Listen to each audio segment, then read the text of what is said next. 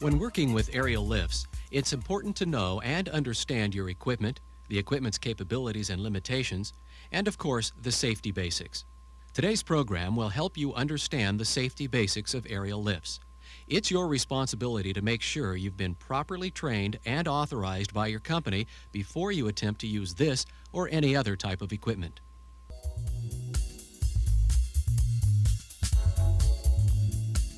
Let's begin with identifying different types of aerial lift equipment. First, there's the slab model. It's usually small, has solid tires, and should only be used on concrete slab or asphalt. When using the slab model on asphalt, make sure the surface is sound enough to carry the weight of the vehicle. Some asphalt surfaces are uneven and can sink when heavy weight is applied. The rough terrain unit is normally used outside. It's designed to be used on construction sites or on dirt surfaces and has pneumatic or air pressurized tires. The gas-driven unit must be used in a large, well-ventilated area or used outside. The combustion engine gives off carbon monoxide. Therefore, good ventilation is extremely important. Propane-driven units can be operated indoors, but they also need well-ventilated areas in which to work. Diesel-driven units are normally used at refineries in areas where no sparks are allowed. This unit must be operated in a well-ventilated area.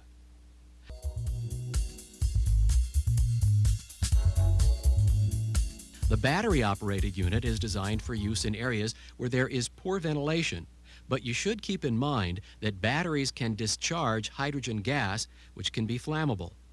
Keep sparks or open flames away from the unit to prevent any mishaps.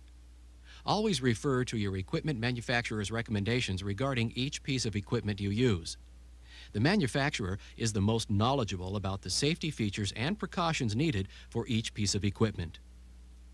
Before operating any unit, a pre-start inspection and workplace inspection are required, so let's take a look at some of your responsibilities in regards to these two types of inspections. Keep in mind that the inspection procedures are not only important for equipment maintenance, but for safety as well. The operator's manual should be in the work platform in a weatherproof container. First, visually inspect all operating and emergency controls and safety devices. Next, give a functional test to all operating and emergency controls and safety devices. Check for proper operation of all personal protective equipment. Always wear your safety belt or harness and lanyard when on any aerial lift. When required, wear your gloves, eye goggles, face shield, hard hat, hard-toed safety shoes, and earplugs for noise protection. Inspect and check your air, hydraulic and fuel systems for leaks or damage.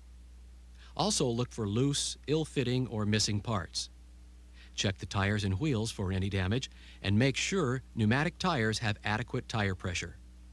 Make sure all placards, warnings, control markings, and safety decals are on the unit and readable.